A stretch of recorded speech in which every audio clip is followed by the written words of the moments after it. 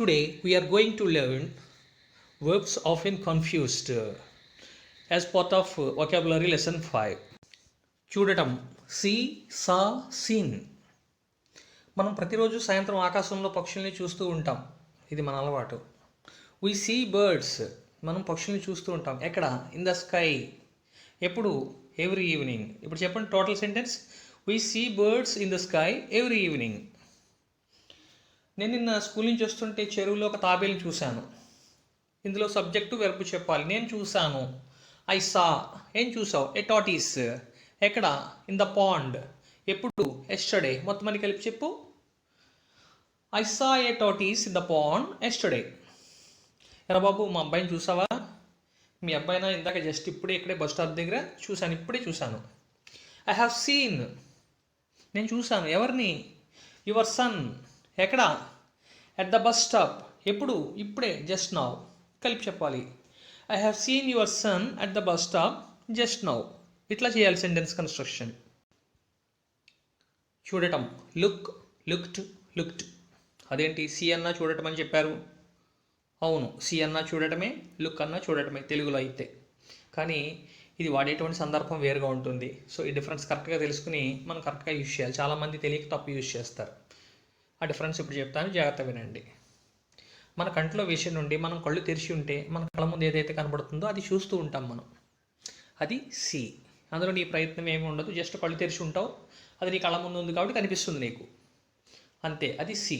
అట్లా కాకుండా నువ్వు చూడాలి అనే ఒక ఉద్దేశంతో నీ ఐబాల్ డైరెక్షన్ని మూవ్ చేస్తూ ఏదైనా ఒక వస్తువు వైపు నీ యొక్క దృష్టిని ఫోకస్ చేస్తే కనుక అది లుక్. ఇది డిఫరెన్స్. సి అనే దాంట్లో నీ ప్రయత్నం ఉండదు, లుక్ అనే దాంట్లో నీ ప్రయత్నము, నీ ఉద్దేశము ఉంటుంది. అర్థమైంది కదా?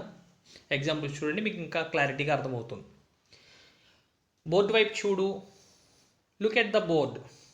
ఇక్కడ సి ఎట్ ద బోర్డ్ అను. ఎందుకను అంటే ఇక్కడ ఒక డైరెక్షన్ ఉంది. నువ్వు ఎటు చూడాలి? బోర్డు వైపు ఒక డైరెక్షన్ ఉంది. నువ్వు ఎటో చూస్తున్నావు, అటు నుంచి నీ ఐబాల్ని మూవ్ చేయి బోర్డు వైపుకి. అంటే నీ ఐబాల్ యొక్క డైరెక్షన్ మార్చు.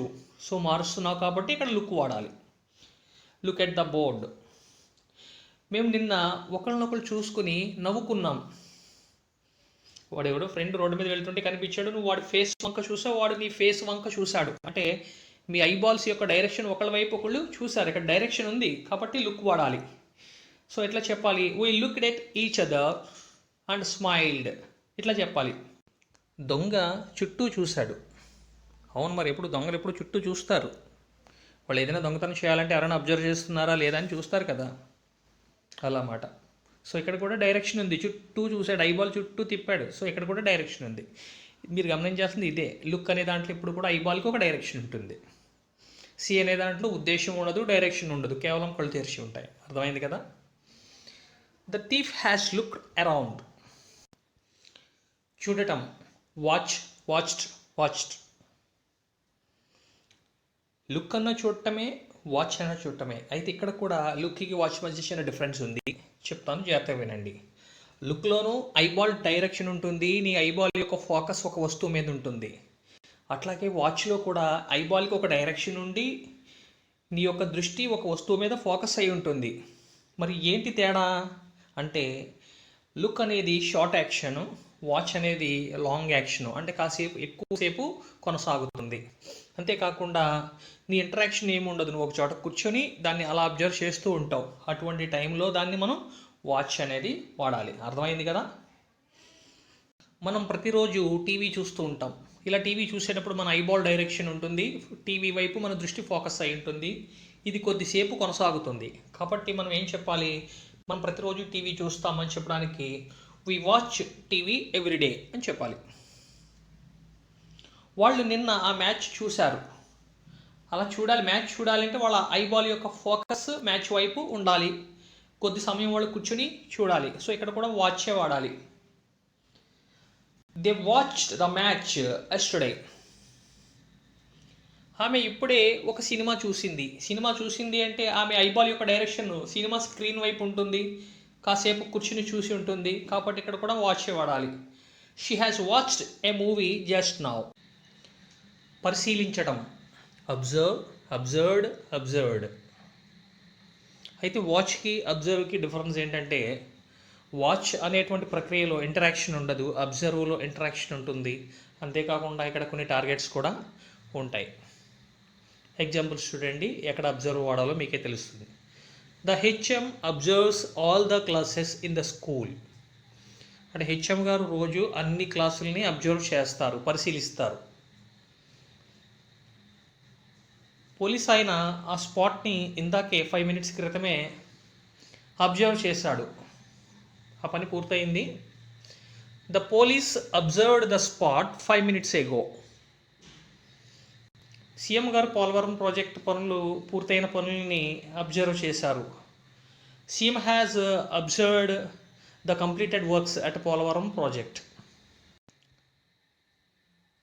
దర్శించటం విజిట్, విజిటెడ్, విజిటెడ్. అయితే విజిట్ని దేంతో పోల్చొచ్చు అంటే కొంచెం వాచ్తో పోల్చొచ్చు. అయితే వాచ్ అంటే చూడటం, విజిట్ అంటే వెళ్ళి చూడటం, ఒక ప్లేస్కి వెళ్ళి చూడటాన్ని విజిటెడ్ అంటాం. ఓకే, అది చిన్న డిఫరెన్స్. రైట్, ఇప్పుడు ఎగ్జాంపుల్స్ చూద్దాం. She visits Sullurpeta bird sanctuary every year. అంటే ఆమె ప్రతి సంవత్సరం సూళ్ళూరుపేట బర్డ్ శాంక్చురీ దర్శిస్తుంది, వెళ్ళి చూస్తుంది అని అర్థం. కలెక్టర్ గారు నిన్న బొమ్మూరు క్వారంటైన్ సెంటర్ని దర్శించారు. The collector visited the quarantine centre at Bommuru yesterday. వాళ్ళు ఈ మధ్యనే తిరుపతిని దర్శించారు. They have visited Tirupati recently.